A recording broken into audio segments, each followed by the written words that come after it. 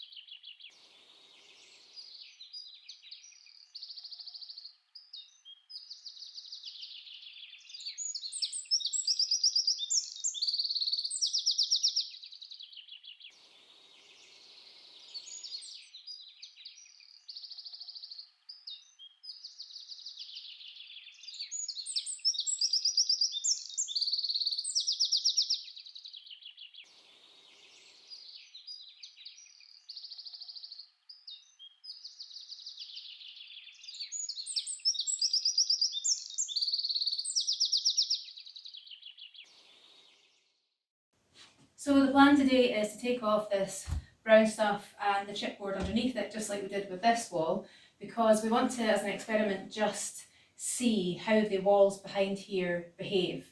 Because somebody rightfully pointed out, this is going to be probably some of the worst walls in the house are going to be the chimney places, because the mortar is just going to have dried out over time with the heat from the fire. And that is probably right, because from what we can see behind here, these walls are behaving a lot differently than that. So what we want to do is take it off and observe what these walls do when we eventually have heat in the room.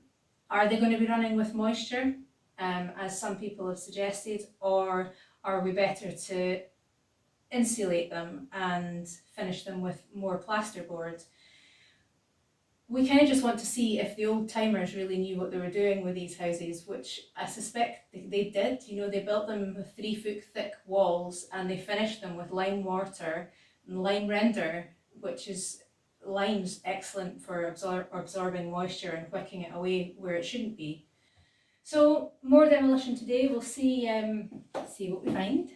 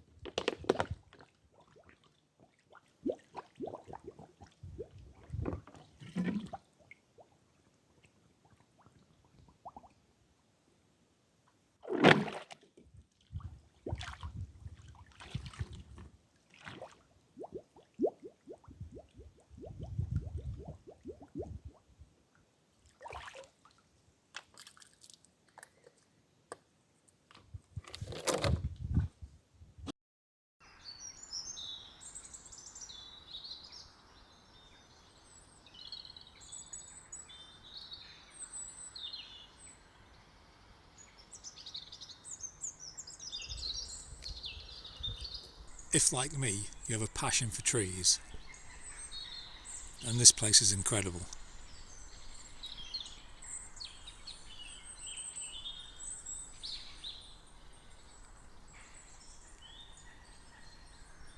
The only interference here has been from the building of walls and minor cultivation of the woods and the forest. I would assume for building purposes and fuel. But other than that, it's just been left. And it truly looks like something out of Lord of the Rings. It's an incredible place. I can't wait to see it in winter also. But this pine tree is enormous. It's just an incredible tree.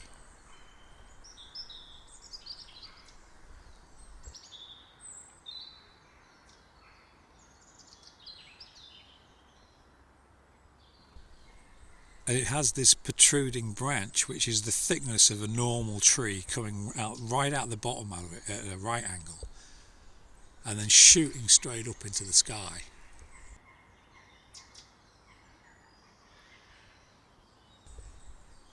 And it makes the perfect seat for a wizard and a hobbit.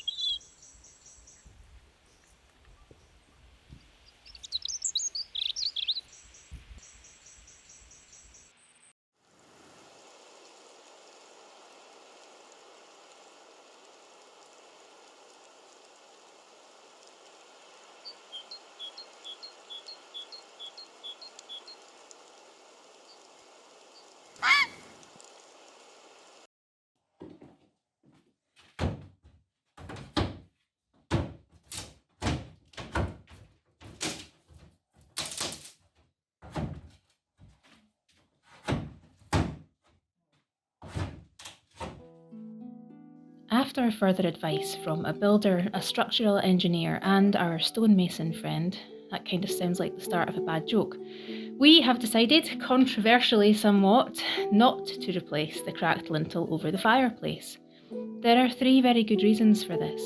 The first is that finding and transporting a replacement lintel here will be nigh on impossible in time for the cold weather beginning, and we kind of need this fireplace going now.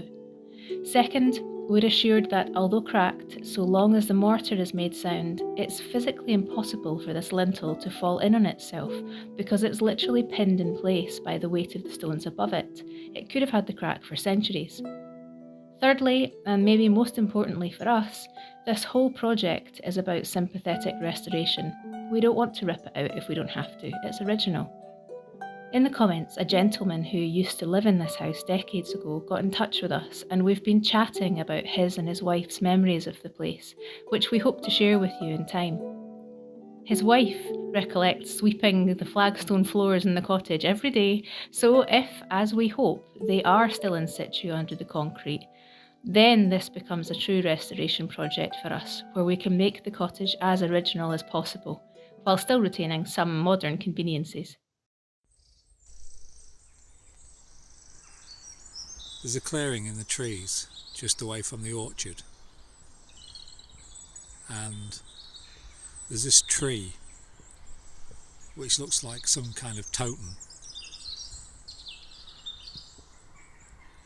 It's probably only about, I don't know, it could be 100 years old, maybe not even that. And the gnarls around it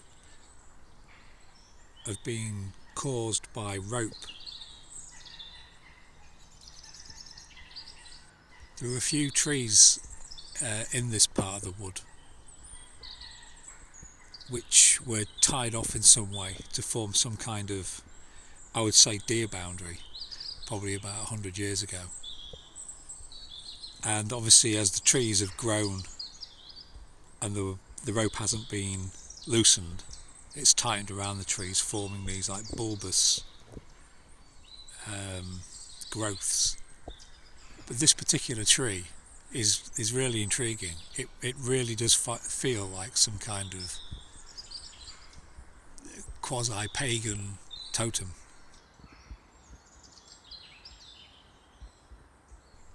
Obviously I'm not an adherent to any kind of pagan beliefs or whatever, but I'm a massive fan of Lord of the Rings and that fantasy genre, and I just find this tree really intriguing. Or should I say dead tree. But I can see here the face of a knight is formed in this growth. There are faces all over this tree if you look at them, and I know that's the way our mind works with pattern recognition, etc. But even at the top here, where the horns, I guess, there's a face.